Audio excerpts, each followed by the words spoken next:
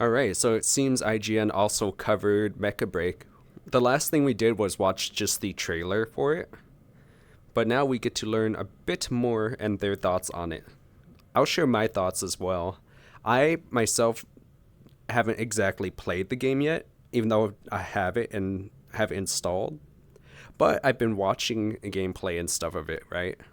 And I've also been watching like comment sections and stuff, so I will put in their input as well as mine while we go ahead and see what's going on with theirs. And let's go ahead and get started.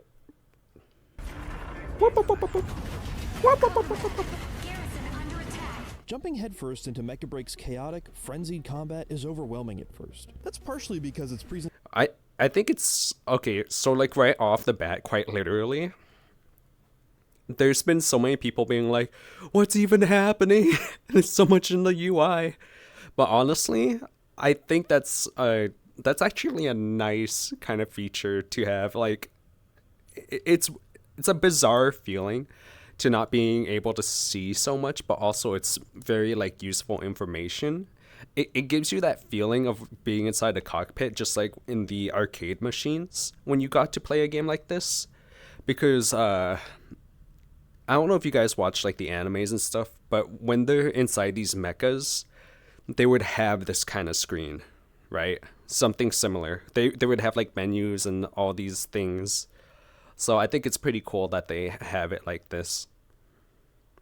Lots of sound effects though. Those things are, whoo, they definitely still sound like an arcade. presentation is dizzyingly stylish, with flashing neon beams and blisteringly fast mechas screaming through the sky as you and your teammates. I personally think the reason why it was so flashy and stuff though was so it could be an attractive game during its arcade phase, and then it just kind of became a thing. Do your best to capture a king of the hill like objective or push a payload. The chaos amps up the energy and tension of each skirmish, and certain bots, like my favorite, the Falcon, have additional abilities to help kick up the speed of a match even further. Did you guys see that? Like, there's so many effects. Like, there's one that goes around the border where it's like higher winds and stuff. They add like so many unnecessary over the top effects, which just makes the game that much more interesting. I hope in the settings, I don't think anyone talks about this, but I'm hoping in the settings there's no way to turn that off, but rather just to lessen the effect in the way of like, not so it doesn't show less, but have less performance. You know what I mean? So it would still impede your gameplay as though you were on higher graphics fidelity. So everyone would still have the same fighting chance. To help kick up the speed of a match even further. Mecha Break showed lots of promise during my last hands-on preview in January, and now, after a few more hours of hands-on time with the multiplayer mech shooter in its open beta, I've had the opportunity to experiment. What the Hold up. Mech shooter in its open beta, I've had the opportunity. I think this game already won. This game just straight up won. To experiment with more of Mecha Break's arsenal of mecha, as well as get a better feel for its modes and controls. And I'm still highly impressed with its arena shooter style gameplay and how good it looks. Oh, sweet! A pyrogenesis striker! Yeah! Aleseness initiated. Mind projection system activated. Well, my go-to mech is good for jetting around above the battlefield. I do find that interesting. What do you guys think is the most important mech? I'm sure you guys have also seen this game, right? There's like defense mechs, there's attack mechs, and speed mechs. Like, let's say you're doing objectives like this instead of pushing a payload. Would you say attacking and then not even defending would be a good idea? Like, what kind of mech would be your favorite in this kind of situation? Mine personally would be probably to... It would probably to be attacking, to be honest. If I'm solo queue and I don't have another player that can also defend, then I would probably go with an attack mech that can go around the place. Just because there's 3 objectives and like that's the least likely chance you will lose. If you were just to defend, you would spend all your resources trying to defend just one beacon. Suppressing fire and stacking up assists, it's kind of a glass cannon. By the way, this game looks great with motion blur. So Because this game has so many over the top effects, motion blur actually just makes it seem even that much more better. But I can see a lot of players that like want to play this more competitively will turn off like these kinds of things, including motion blur. And I'm gonna be sad, but I think most players are gonna do that. That's where something like the Tricera comes in. New in this beta, this tanky terror is appropriately named after the armored dinosaur. It may be slow and less maneuverable than Falcon, but what it lacks in speed and mobility, it makes up for in raw firepower with its twin Gatling guns, overhead cannon, and beefy shields. Each mecha truly feels and plays differently, and I loved swapping between them from match to match.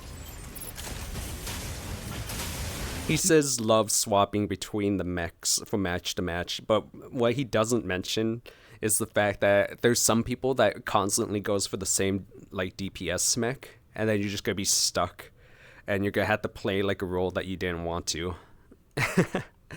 It gets like that sometimes. Even the act of unlocking new mecha is really cool. Instead of just gaining a new selection in your pre-match lobby, unlocking a mech using one of 2 in-game currencies I encountered triggers a really flashy cutscene, flexing Mecha Break's stellar mecha design while showcasing some of the new chassis capabilities. Oh, it's so cool. You know, seeing all this, it reminds me of those Gundams you would buy, like the build sets. I don't know what they're called. I don't know why, but it's the ones where like you carefully like take them out and like trim off the edges that are sticking out, and then you start building it, and then you paint it. Yeah, you guys know what I'm talking about. Good days, huh? Does remind me a bit of unlocking a new playable character in a gacha game, which points to some potentially concerning monetization practices. Emphasizing my concerns, Mecha Break appears to have something resembling a battle pass, complete with premium and free. I mean, I'm not surprised, to be honest. It's a PvP game. Why wouldn't there be a battle pass? Am I right? Along with a premium currency. Everything I saw in the beta was free, and most of the apparently premium unlockables I found were cosmetic, with only one mecha being gated behind battle pass progression. But just as gameplay in a game's beta might not reflect the final version at launch, monetization and in-game mecha or currency prices might not be final either.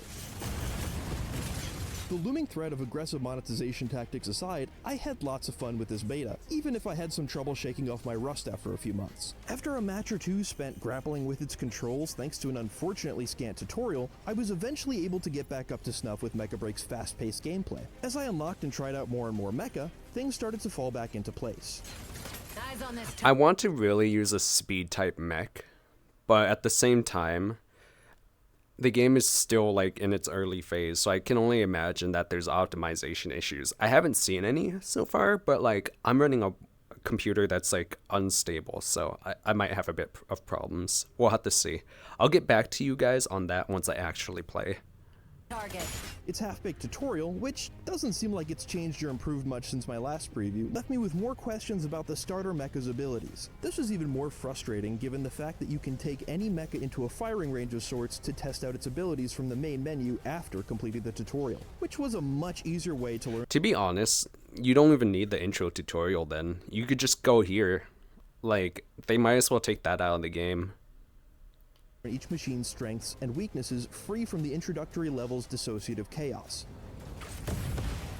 It doesn't help that the tutorial begins abruptly, seemingly in the middle of a story without any context, and doesn't have any bearing on the rest of what I saw in the beta. Backed by flat, generic dialogue trying to squeeze story and plot into a place where it doesn't make much sense, the tutorial, where you essentially march forward shooting spongy enemies before taking That person on a is titanic gone. boss mech, felt like an entirely different They game. straight up just got vaporized. I don't know if you guys saw that, but that was kind of brutal. Let me just watch that again.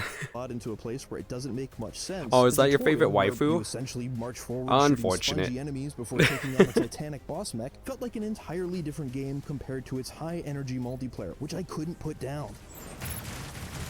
The modes I saw all followed pretty standard objective-based modes you find in it's so any good. team shooter. I escorted payloads and captured It's so good. Just seeing the side dodge and stuff. You guys might be slightly confused from the interface, so let me break it down for you if you haven't figured it out yet. Map, teammates, left side right here, kind of hard to see. It's your HP. You can heal and stuff too. This blue bar is your energy bar, all right? This recharges and that like lets you do the super fast jumps and stuff. And the side strafing. You have like abilities you can use up here.